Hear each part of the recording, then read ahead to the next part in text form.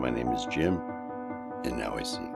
December 2010, I had a stomach pain which made me buckle over. It was really, really hard. It was almost like, a barbecue on your belly. So I ended up going into emergency at Washington Hospital. They did an MRI and CT scan. They couldn't find anything. So the next day they had told me that I had to do an exploratory surgery. So they had opened me up and found out that I had gangrene in my intestines. So they had to do emergency operations and cut out a large portion of my intestines and part of my colon. We have 22 feet of small intestines. I had 17 feet removed. As far as knowing what happened, what made it this way, they don't know. They have no idea. The doctors had told me that there are just some things that are unexplainable.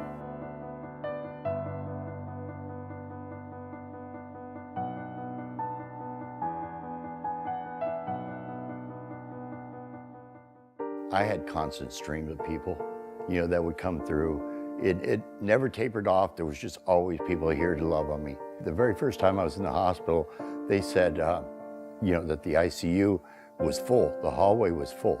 I said, that's my church. That's my church. As I was going through the process of all these operations and everything, the church had came in, and I can't mention all the people.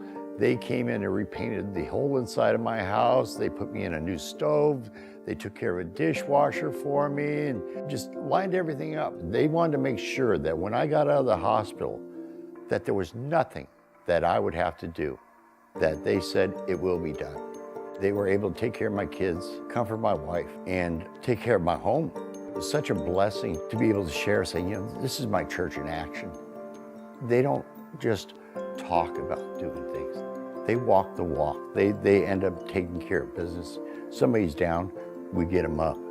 I was going for my last operation, and I was scared because the operation was too soon.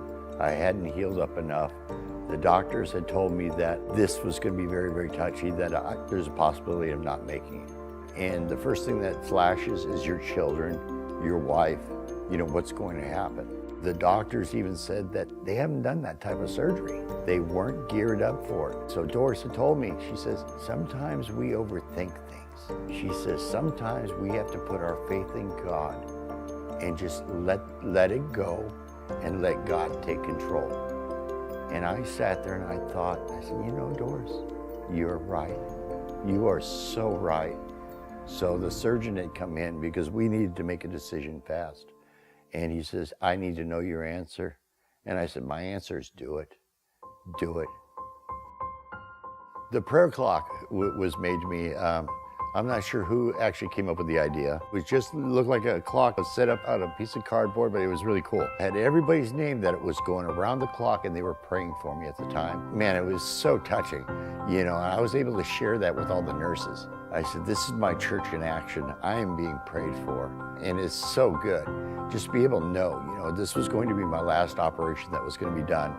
And I told my wife and my nurse, I said, as I go down to this operation, I said, I will carry this clock with me because I want people to see what my church is doing.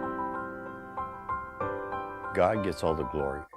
To God goes all the glory, but through God works the people, of the churches.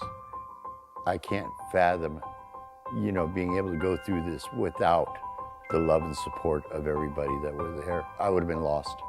I think, our home would have been broken. The community and the church were so strong. It was just breathtaking. I love my Resonate family. Every one of them. God has brought me so close, and He has given me so much. He has given me my life. And we're not just a church, we are a family. It really drew me closer to God.